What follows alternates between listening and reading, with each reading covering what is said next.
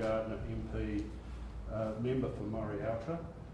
Next to John is the Honourable Stephen Wade, MLC. Then the Honourable John Darley, MLC. Next to me is Adam Crichton, Secretary of the Committee. On my other side is Karen Walker, our Research Officer.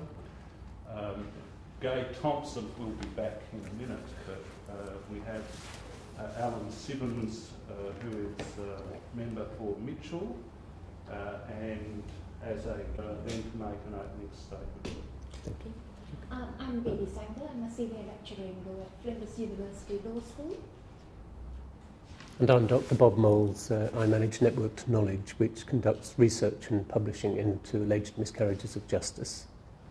Thank you. Do you have any opening submissions you'd like to make? Yes, I have an opening statement, if I may proceed. Thank you. Honourable members, ladies and gentlemen, it's clear that the facts which we have stated in relation to each of the cases we have mentioned in a state of injustice and losing their grip provide compelling evidence of serious error at trial. It is also clear from our book, Forensic Investigations, that where such errors have occurred, the law of Australia demands that such convictions be set aside. Former High Court Justice Michael Kirby made it clear in his foreword to our book that society pays a heavy price for its failure to do justice in a timely manner. As he said in the programme broadcast yesterday evening on Channel 7 Today Tonight, there is a bill in the South Australian Parliament to support the view that we should move throughout the system, at national and state level, to have a commission which has the skill and expertise to investigate these matters so that we don't have on our conscience people who are imprisoned and who are innocent. In our submission, we have set out our reasons for saying that the current arrangements for post-appeal reviews of such cases are seriously deficient. We are pleased to see that the Human Rights Commission of Australia has stated it agrees with this view. According to the Human Rights Commission, the current system of post-appeal reviews is failing in two important respects. It fails to protect the right to a fair trial. It fails to protect the right of those wrongly convicted to a fair review of their cases.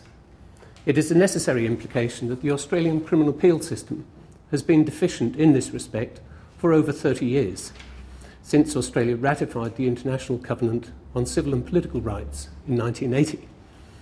We see that the President of the South Australian Law Society accepts that, quote, innocent people are convicted and sent to jail, end quote. The Australian Lawyers Alliance has correctly stated that, quote, the current system of petitioning is archaic, end quote, and that, quote, anyone jailed for an offence on evidence that was incorrect needs to be freed, end quote. That, in simple terms, is the law of Australia.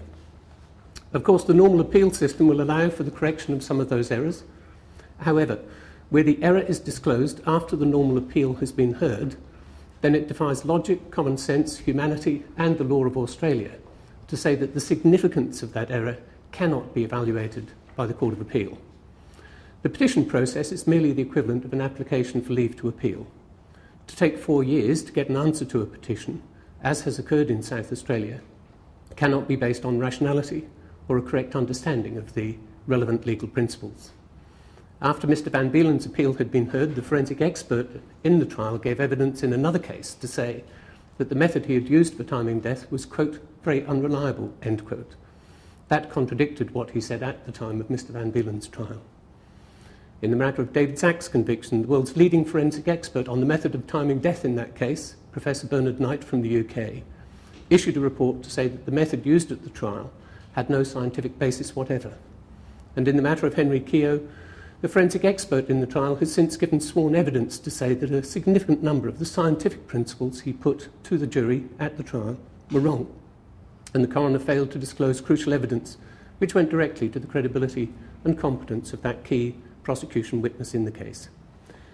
There cannot be any possible doubt that under the law set out by the High Court of Australia, if those cases were to be considered by the Court of Appeal, that court would be obliged to set aside the convictions. As you have seen from our submission, eminent lawyers from around Australia have said as much in the programmes which have been broadcast. It therefore seems illogical and inhuman to say that whilst people are entitled to have their convictions set aside, we won't implement the procedure by which that can be achieved. It is clear that the manner in which the executive discretion is being exercised or failing to be exercised by the Attorney-General under Section 369 of the Criminal Law Consolidation Act is not only contrary to international human rights obligations, it's also contrary to the rule of law as explained in South Australia and Cttee and by Justice Murray Gleeson, former Chief Justice of the High Court of Australia, and by eminent international legal scholars. Hopefully, as we continue with our deliberations, we will bear in mind the recent statement delivered in Sydney by Judge Igor Judge. Quote, "The possible conviction of an innocent person represents a catastrophic failure of the legal system," end quote. And Tom Bingham, the senior British judge, in his recent book on the rule of law, makes it clear that where states ignore their international human rights obligations, they will be subject to international opprobrium and condemnation. We say that the only way out of this impasse is to establish a criminal cases review commission. Whilst there may be legitimate debate about the finer details of the legislation, we would say that the underlying principle is clear: justice must be done. This bill is now a considered opinion, the only way in which that can be achieved. Thank you. That was sat jointly, but... All right, thank you. To Dr. Miles, you've raised the argument that our current appeal system contravenes Australia's obligation under international covenant on civil and political rights. Yes, sir. Can you explain the status of the covenant within our Australian legal system? And could a court of law strike down legislation because it contravenes the covenant? Okay. The status of the international covenant is that it is a treaty that's been ratified by Australia. Therefore, its provisions are said to apply to all people within Australia. All citizens of Australia are bound by the provisions of the treaty. In terms of its legal status, there is legal authority. There are many legal decisions which say, in their decisions in the courts, the judges should have regard to our international obligations under the treaty. And so, therefore, if in a particular case the court has to make a choice between a decision which is inconsistent or consistent with the treaty, then that position which is consistent with the treaty is to be preferred. But it's not to be used as a means by which Parliament can strike down legislation or the courts can strike down legislation. If legislation has been passed and the court takes the view that it's clearly intended to be inconsistent with the treaty, then the courts must give effect to the legislative intent. A related question, it wouldn't though be a ground of appeal. It wouldn't. A person couldn't say my conviction should be quashed because it's inconsistent with the covenant. Well, in fact, what we would say is that this will operate at a number of levels. For example, the Court of Criminal Appeal at present says that it may not reopen an appeal or hear a second appeal. The issue of inconsistency with the international human rights obligations was not raised in that earlier case. We say if a further matter was brought before the court and that issue was raised, then the court might well take a different view of the matter and it might decide that it does have the power to reopen an appeal or to hear a second appeal. And we say the same argument could be raised in a matter before the High Court of Australia. The High Court of Australia currently says that it doesn't have the capacity to receive fresh evidence in a case, and we say that if the international human rights obligation was raised as an argument, it might well change its view on that matter. The double jeopardy provisions in the South Australian Criminal Law Consolidation Act provides for retrial of a person in the case of a tainted acquittal. What is your view of that provision whereby a convicted person is allowed appeal on the grounds of a tainted conviction? I'm sorry, a person is allowed to have an appeal on the grounds of a tainted conviction? Yes. Currently under the Criminal Law Consolidation Act, yes, where a acquittal is considered to be tainted, yes, there is the possibility of retrying somebody. yes. Now, what would you think of a similar provision being available for somebody where it is determined that their conviction may be tainted? In a sense, that is the position under our existing appeal procedures, because the whole idea of a criminal appeal is to deal with a conviction which has, for some reason, been inappropriate or tainted or is wrong. So all we're saying in our submissions is that the appeal system is designed to identify tainted convictions, and that at the moment we do have situations where we do have clearly tainted convictions, but there is no available procedure, it's said, for those people to come back before the courts because they've had one appeal and they're not allowed a further appeal. And we're saying that that is wrong. That's the purpose of a Criminal Cases Review Commission. They can go to the CCRC, explain why they think their conviction is tainted or incorrect, and the Commission will then investigate that, and if it thinks there's a proper basis to it, we'll then be able to refer it back to the court as an appeal. Does that satisfy you? Well, I think you need to go to the double jeopardy provisions that exist in the Criminal Law Consolidation Act, because it tends to deal with the issue of finality. Yes, it allows, on the basis of new and compelling evidence, to reopen the case. Yes, in a sense, the considerations are not directly parallel, because where a person has been put on trial, and the expectation is that the prosecution will present all available evidence against that person at that trial, and if the person is acquitted, then that is normally thought to be the end of the matter. I understand that there are special reasons, very special considerations, where it's thought that it would be appropriate in the interests of public policy to be able to come back before the court and to revisit an acquittal which has been tainted for special reasons. What we say is, on the side of a conviction that is wrong, the principle of finality should never apply, because you could never be satisfied under the principle of finality with a person who has been wrongly convicted. And in Britain, the CCRC has come back to revisit convictions that took place 40, 50 years ago, and has overturned convictions in 4 cases where people had been hanged. So the position that we would argue for is that where there has been a wrongful conviction, then the principle of finality should never prevent us from revisiting the case and satisfying ourselves as to whether or not the conviction is in fact correct. You outline on page 21 of your submission that section 69 of the Criminal Law Consolidation Act does not provide a convicted person with the legal right to have their case heard or referred back to the Court of Criminal Appeal. Do you think providing legislation requiring the Attorney General to consider convictions and provide reasons in a similar way to a Criminal Case Review Commission would be an acceptable model? No, we don't think that that would be acceptable, because we feel that we need 2 things. First of all, we need independence, and it has to be said that if an Attorney General is reviewing a matter, then the Attorney General clearly has responsibility for police, forensic services and other people who may well have been involved in the investigation of the crime, or indeed the prosecution of the crime through the prosecutor's office. To ask that same person to review those processes, I think presents a difficulty, of course. And if it were instead referred to an independent body that could both investigate and evaluate, that of course would be much more appropriate. It's interesting to note that when they were considering the setting up of a Criminal Cases Review Commission in the UK, I think it was 3 former Attorneys General had all said that they actually approve of setting up an independent body so that they might be relieved from that duty of having to consider these difficult cases. Yeah, on the Chairman's point, do you think, and your response to it, do you think the Canadian system where you have an Attorney General from another jurisdiction, e.g. the Federal Attorney General, providing that oversight, provides sufficient independence to allow an adequate review?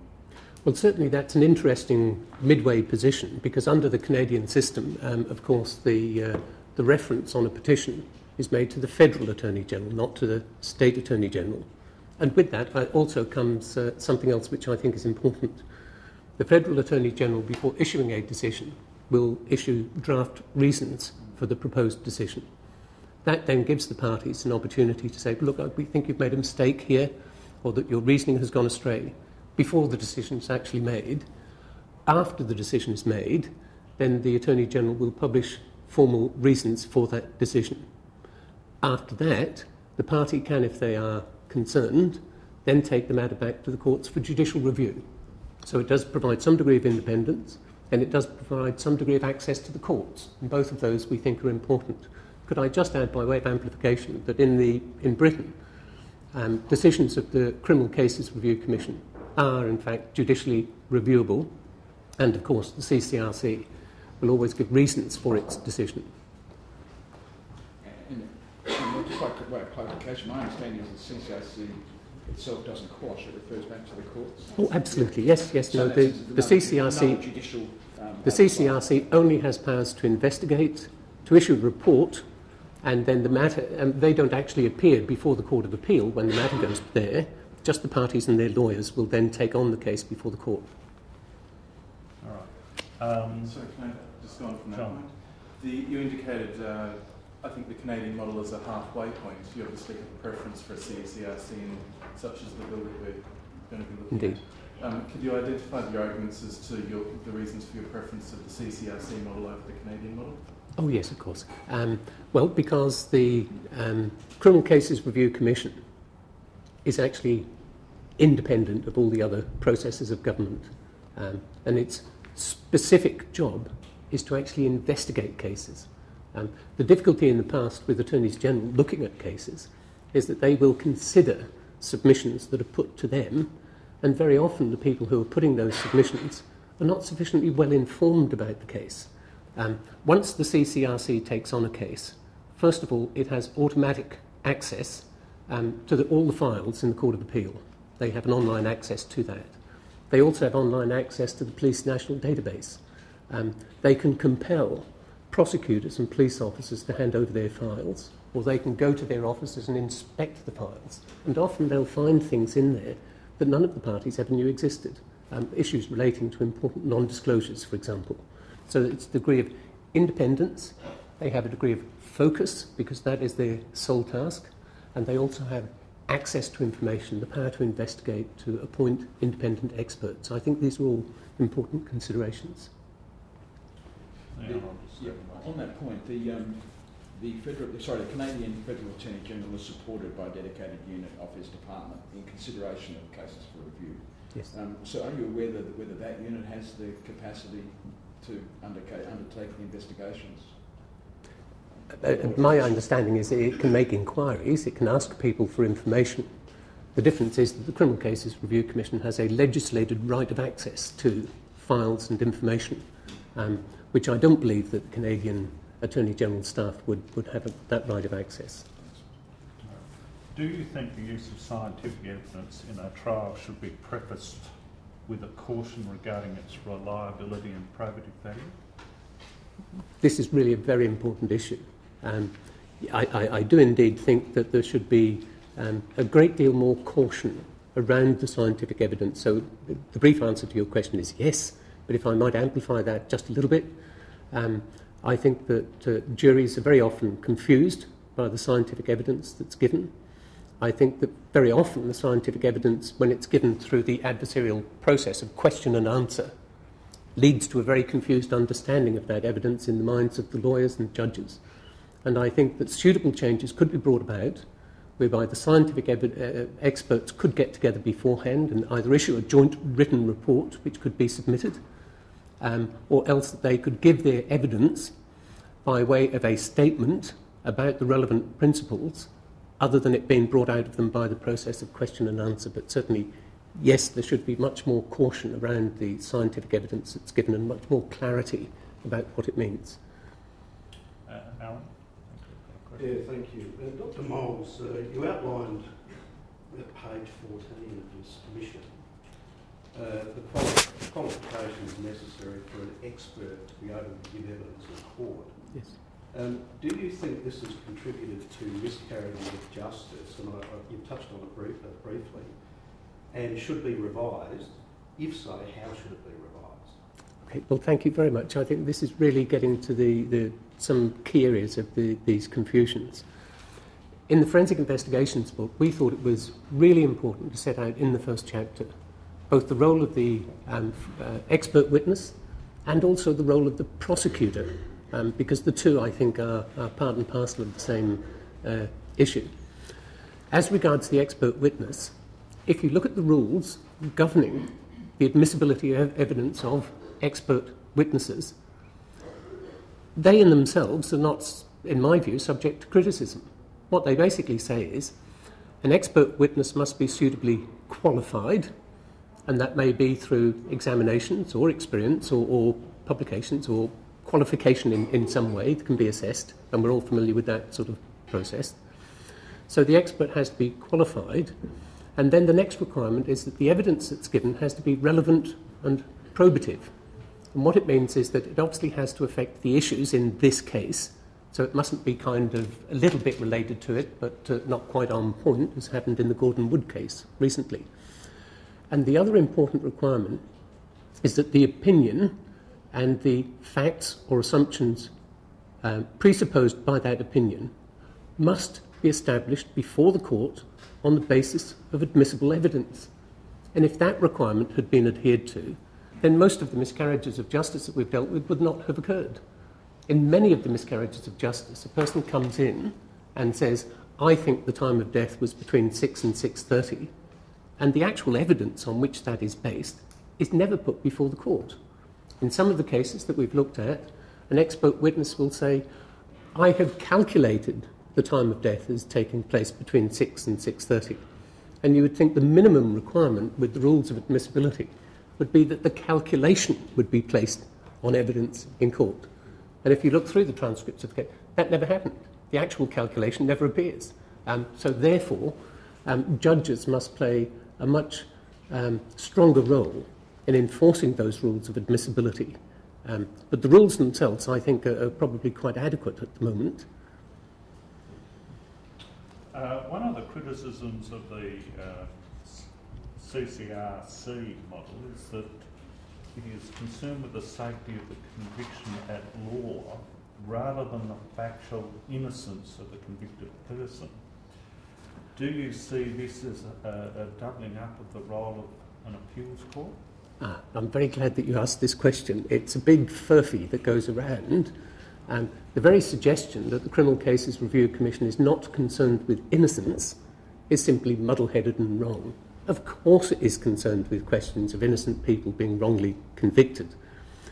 The important thing to bear in mind is that, for example, for a legal official to actually express a personal opinion about the guilt or innocence of a person is contrary to law.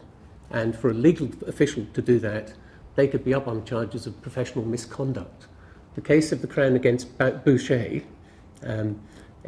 spelt Boucher, is a leading case from Canada, but it has been adopted in Britain and in this country as well. And what that says is that you must look at the evidence objectively and draw proper inferences from it. But as a prosecutor, for example, you must never express your personal opinion about whether somebody is guilty or innocent. That is the role of the jury. So therefore, the role of people like a CCRC is not to actually say, I think that somebody is innocent or guilty. That would be quite wrong. What they should say is, did the jury have a fair opportunity to assess the question of guilt or innocence? Was there some defect in the way in which the matter was put to the jury? Because if you review all of that process and you find it was gone through perfectly well, they had all the relevant evidence, none of the evidence was misleading, then you accept the verdict of the jury. It's not for anybody else to come along and say, well, I think the person's innocent. So where people make assertions about a body like a CCRC or any other legal official making any personal expression of guilt or innocence, in my view, is quite wrong. And it would be quite improper for them to do that directly. They can only do it indirectly by looking at the conditions in which guilt or innocence is determined by a jury. Well, taking that matter a step further, should there be an innocence element in any post-conviction review, as is the case in some overseas jurisdictions? I'm familiar with the North Carolina. Yes, I am familiar with the North Carolina circumstances and more particularly the circumstances that prevail in the UK, where they have innocence projects, and I know that Michael Norton often talks about the failure of the CCRC to consider the question of innocence. But as I say, I think that that's a muddle-headed approach. The real question is, has the correct information been obtained? Has the correct information been before the court? Or has any misleading information been before the court? They're the essential conditions on which anybody can make a judgment about innocence or guilt. And I think that the appropriate people, constitutionally the only people who can determine innocence and guilt, are in fact the jury. The question might then arise, well, should we have some other process apart from a jury? And I think that's a different debate. But if we're talking about the normal criminal law processes that we have in jury trial, then I think that the innocence question is always before the minds of people who are at the CCRC or the investigators or us as lawyers. Of course, that is foremost in our minds, but we don't make a judgment about that particularly. I want to pick up your reference to the innocence projects. That it puzzles me with the innocence projects from the United States being so active, and they've found hundreds of cases of miscarriage of justice, many of which led to that's the application of the death penalty, and there can be no greater offence to an innocent person than to have lost their life from miscarriage. Yet there is only one CCRC type body, as I understand it, in the United States, that being North Carolina. So why do you think a CCRC type response hasn't emerged in the United States? Well, look, I actually think it's very difficult to think through logically why that would be the case. Clearly the model in the UK is working well, and it has achieved very considerable results, I think. I mean, sometimes people complain that it's not referring enough cases back, but when we look at it and say that over the 12 years, they have in fact been responsible for the overturning of 320 convictions, 72 murder convictions, 36 rape convictions, 4 people who have been hanged. You would think, well, from one point of view, you might think, well, this would be a disaster for a legal system, wouldn't it? You know, I mean, they're actually exposing all these terrible errors and mistakes.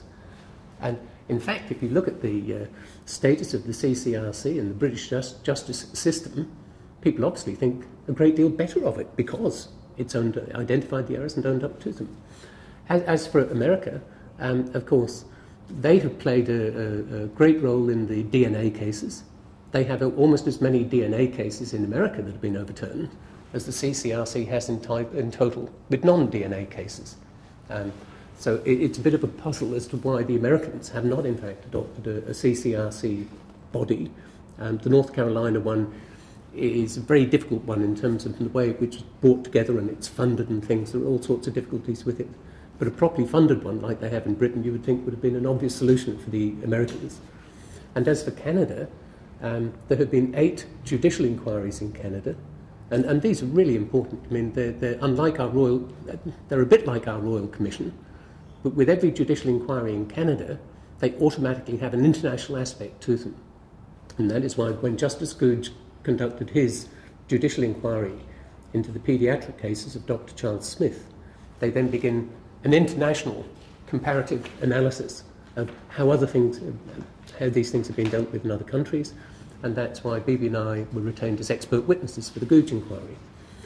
Out of those 8 judicial inquiries in Canada, 6 of them have formally recommended the establishment of a Criminal Cases Review Commission.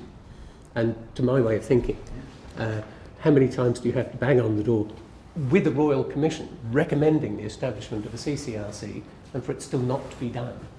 We're presently engaged in discussions with people in Canada and trying to encourage them to pursue this issue. And can I just say to the committee that there has been considerable interest both around Australia and in other jurisdictions to see the fact that this bill is coming forward and being considered. And our hope is we will now communicate with people in Canada and America and let them know how we're progressing with this as a way of trying to encourage them to do the obvious, I would think. Yes. The Honourable Frank. Thank you, Mr. Chairman. Dr. Moulds, do you believe the British CCRC model could be improved, and if so, how?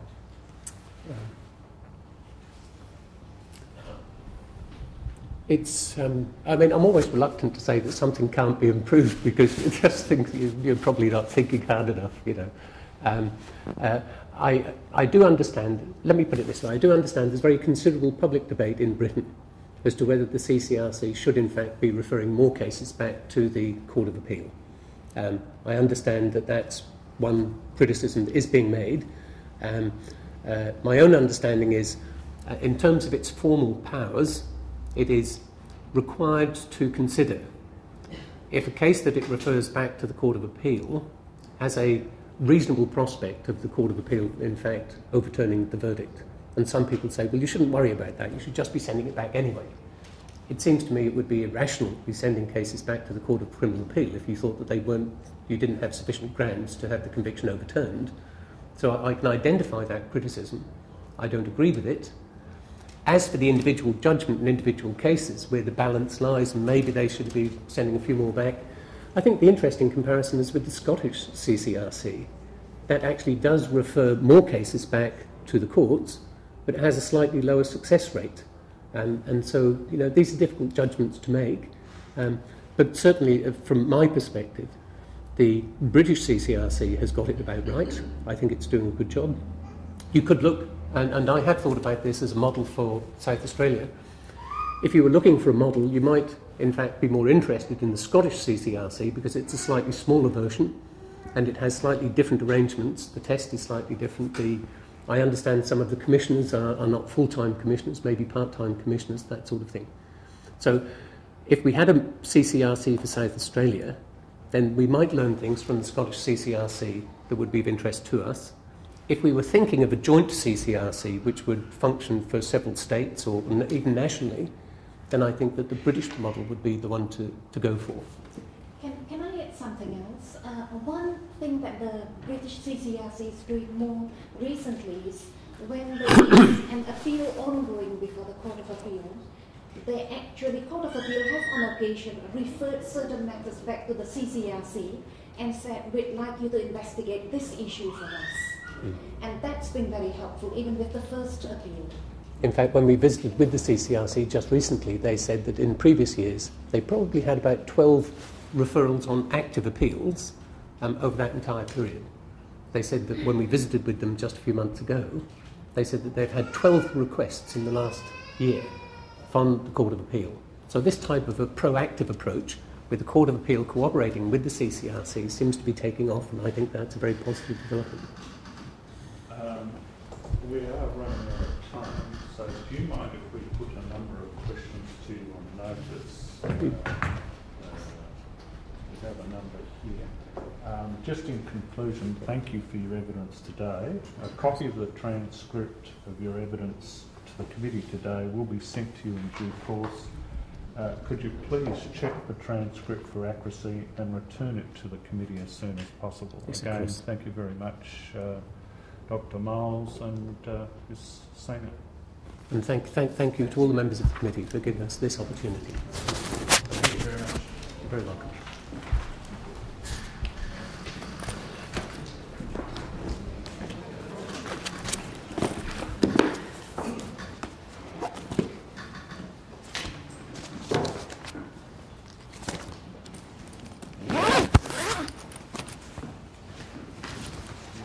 Thank you.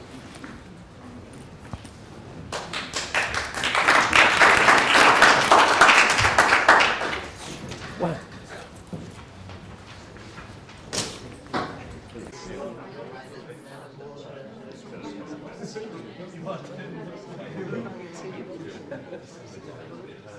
If I can ask that everybody just stay here for a couple of moments and somebody will be up to show you all out. Lovely to see you.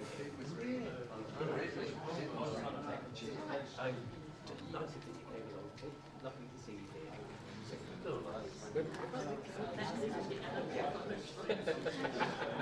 Just.